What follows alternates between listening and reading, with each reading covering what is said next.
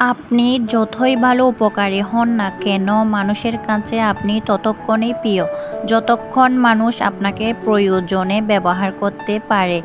যেই ছাতা মানুষকে বৃষ্টি থেকে বাঁচায়, বৃষ্টি শেষ হলে সবার আগে মানুষ ওই ছাতাকে ছুঁড়ে ফেলে, শুধু বোঝা বইবে না বলে।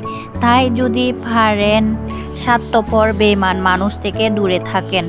কথায় আছে না, হিংসা এবং সমালোচনা করা একটা মানসিক রোগ।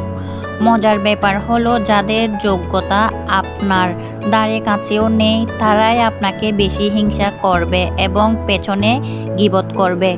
সুতরাং আপনি হিংসুক এবং সমালোচকদের প্রতি আরও দায়িত্বশীল হন। তাদেরকে টিস্যু এগিয়ে দিন এবং আপনার যদি সম্ভব হয় ঘুম পাড়ানোর গান শুনে তাদেরকে ঘুম পাড়ানোর সাহায্য করুন। কারণ মানুষ কারো ভালো কেউ কখনো সহ্য করতে পারে না। আমাকে যারা হিংসা করে, যারা আমার পেছনে ক্ষতি করতে চায়, আল্লাহ তাদের ঠিক একদিন বিচার করবে। স্বার্থপর মানুষের প্রধান বৈশিষ্ট্য দুটি কি জানেন? কখন কাকে কাজে ব্যবহার করতে হবে ওই জিনিসটা খুব সে ভালো মতোই জানে। প্রয়োজন শেষ হয়ে গেলে তাকে কিভাবে ছুঁড়ে ফেলে দিতে হবে সেটা সে খুব ভালো করে জানে। তাই নিজেকে স্বার্থপর মানুষ এবং লোভী মানুষ থেকে দূরে রাখা ভালো।